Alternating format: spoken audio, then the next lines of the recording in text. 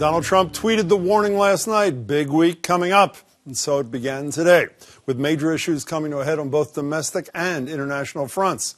Closer to home, Attorney General Jeff Sessions made the announcement we've been waiting for days. The program known as DACA that was effectuated under the Obama administration is being rescinded.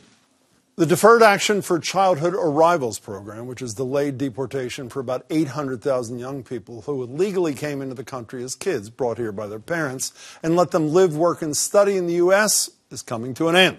It's an announcement that drew backlash from around the country. President Trump is talking about DACA and rescinding DACA, which is just feeding the beast of bigotry red meat. That's all this is about. This falls squarely on the desk of Donald Trump. This is all his. He owns this. He's put these 850 people and their lives in jeopardy right now. But AG Sessions maintains the Department of Justice simply cannot defend the program.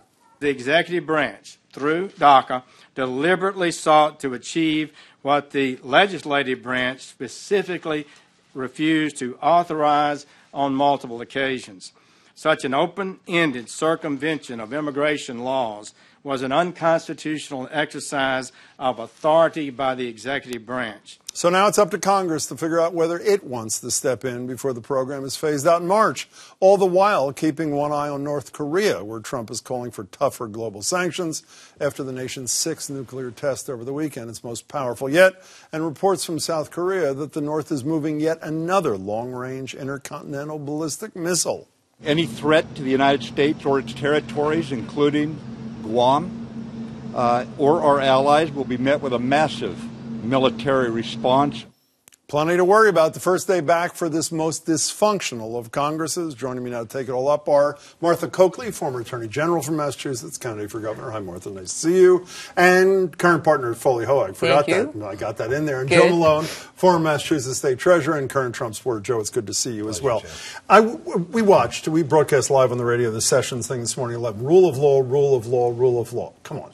This is all about any vestige of Barack Obama that is left standing, Donald Trump will tear down. That's what this is about, not the rule of law, right? I say it a little differently. I think it's Trump passing a hot potato to the Congress and saying, you guys deal with it, and that way my base won't want to, kill me. And on the other hand, you're going to deal with a tough issue. Do your job.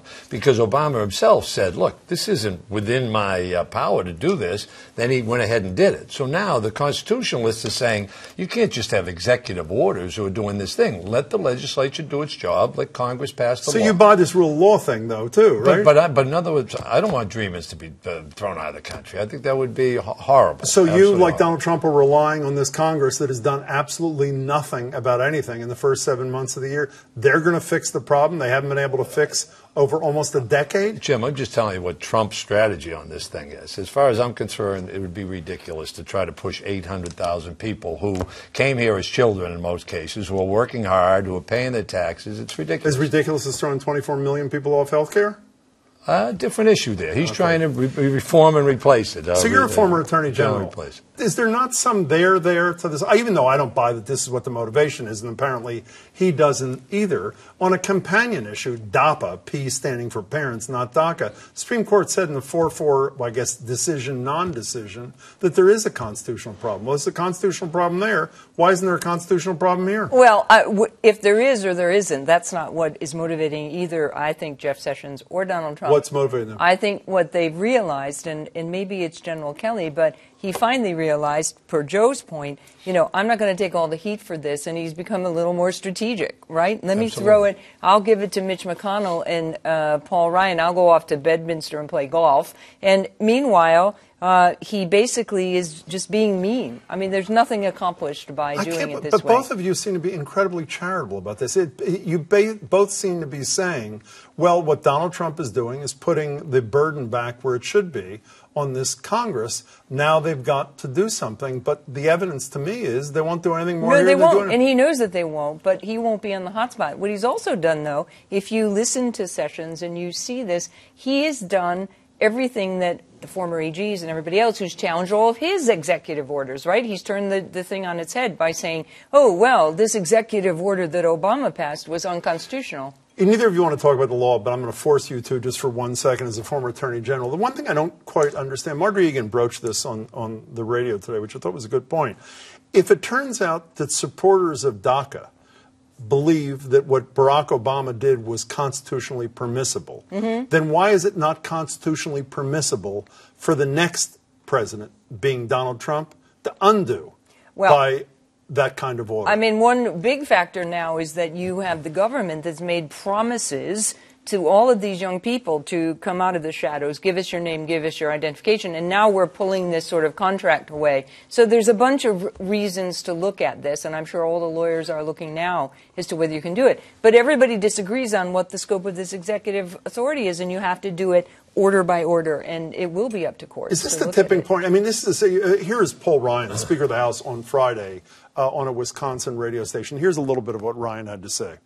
There are people who are in limbo. These are kids who know no other country, who were brought here by their parents and don't know another home. And so I really do believe that there needs to be a legislative solution. That's one that we're working on. And I think we want to give people peace of mind. So is it possible, despite what I've said for the last 5 minutes, this is the thing? Mitch McConnell isn't crazy about what Donald Trump is doing either. Is it possible that Congress actually fulfills its responsibility for once and does something here? I think it will. Honestly, if for no other reason, just raw politics. I think if I'm a Republican in most districts, I don't want to be on the side of throwing out of the country 800,000 people who are here and living and breathing and working. It's crazy. But, Joe, I hate to bring up the same subject again. They were willing to throw 25 to 30 million people off health insurance. If they're willing to do that, why aren't they willing to kick 1 million young people out of the country? But they never passed it because the repeal and replace was only repeal, and they couldn't come up with the replace yet. So I don't think anybody wanted to go hurt 24 million people. So you think there will be? Do you think there's a deal here, by the way? No, but when Ryan said that last week, I thought he's signaling something.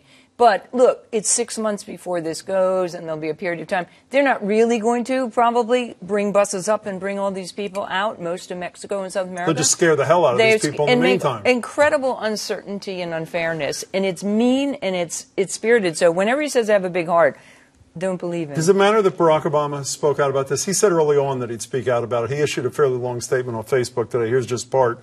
To target these young people is wrong because they have done nothing wrong.